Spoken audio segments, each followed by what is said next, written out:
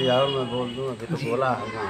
जी जब बाबा साहब को जब मृत्यु हुई जी तो बाबा साहब के समर्थकों की संख्या 10 लाख, जी और इस देश में जब एक और दार्शनिक था उसका नाम कार्ल मार्क्स था, उसकी मृत्यु हुई तो उसके समर्थक की संख्या 16 थी।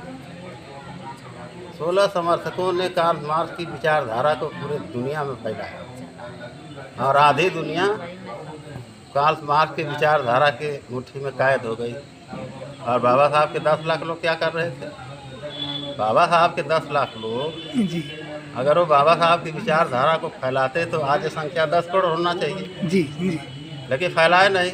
उसमें कुछ ही लोग हैं। मेरे समझ में आता है, मेरा जहाँ तक आंकड़ा है, डेटा है कि 1 लाख से भी कम लोग होंगे जी जो बुद्धिज्म को फॉलो करते हैं, और उन्हीं के बदौलत ये बुद्धिज्म थोड़ा मोड़ा हमको दिख रहा है। जी तो ये अंतर है महापुरुषों के संघर्षों में, महापुरुषों की विचारधाराओं में।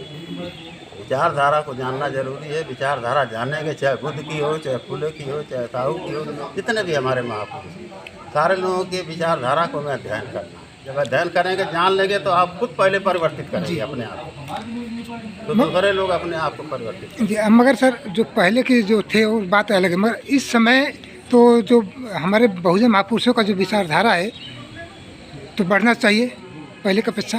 नहीं, विचारधारा तो बढ़ रही, विचारधारा कम नहीं है। जी अभी आप देखिए, बुद्धिज्म की विचारधारा इतनी तेज़ी से बढ़ रही है, इतनी तेज़ी से बढ़ रही है, लेकिन उसका कोई सेंट्रलाइज नहीं हो पा रहा, उसका कोई केंद्र बिंदु नहीं बन पा रहा। क्यों नहीं बन पा रहा? इसलिए कि उस विचारधारा को लेकर चलने वाले हजारों लाखों संगठन, जी और वह संगठन जो है महापुरुषों की विचारधारा के आधार पर न चल करके, बल्कि वो अपने ढंग से चलाना शुरू कर रहे हैं। ये समस्या सबसे बड़ी। वो उसमें अपना ढंग जोड़ेंगे, महापुरुषों के विचारों में अगर आप अपना ढंग जोड़ेंगे जी तो उनका जो लक्ष्य है वो हासिल नहीं कर पाएंगे। जी विचारधारा तो बढ़ेगी, खूब दिखाई देगी, जी लेकिन जिस लिए विचारधारा उन लोगों ने लाया है वो लक्ष्य आप नहीं पा सकते। हाँ, धरातल पर नहीं उतर पाएंगे सर। तो उन्हीं के ढंगों से चलना चाहिए। जी धन्यवाद सर, आपको बहुत साधुवाद। जय भीम। जय।